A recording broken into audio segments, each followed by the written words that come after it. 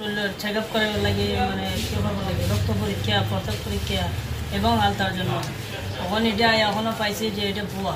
প্রশাসনের মাধ্যমে এরা ধরা হয়েছে, যারা ভুয়া এরা গাদ্দারি করতেছে এবং বাটপারি করতেছে, মানুষের সাথে প্রতারণা করতেছে।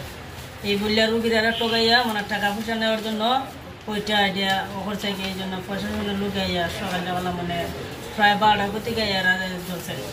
এরা কোনো ডকুমেন্ট দিতে পারে না, এই জন্য এরা ধরা হয়েছে। যে টাকা পয়সা ফেরত হয়েছে এই জন্য এরা টাকা পয়সা উদ্ধার করে দিয়েছে এবং আমি ওখানে চলে যেতেছি।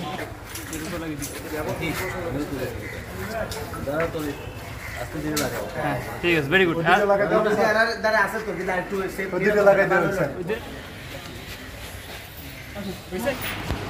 পরীক্ষার খাতা কোথায়? পরীক্ষার খাতা দেন। বুঝেন না?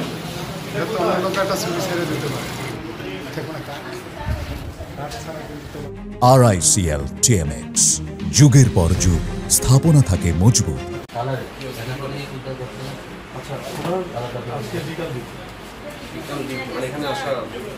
এদের এই যে ইয়েটা দেখুন, স্যাম্পল কালেকশন রুমটা দেখুন।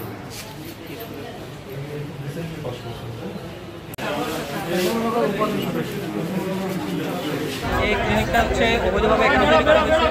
মেডিকেল প্র্যাকটিস এবং বেসরকারি ক্লিনিক্যাল ল্যাবরেটরি নিয়ন্ত্রণ অধ্যাদেশ 1982 অনুসারে এখানে তারা কোনো লাইসেন্স গ্রহণ করেনি। এটা ছিল একটা অপরাধ, মূল্য তালিকা প্রদর্শন করে নাই।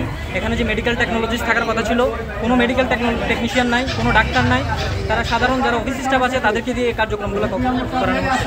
এ কারণে তাদের বিরুদ্ধে আমরা যথাযথ আইনি ব্যবস্থা গ্রহণ করেছি।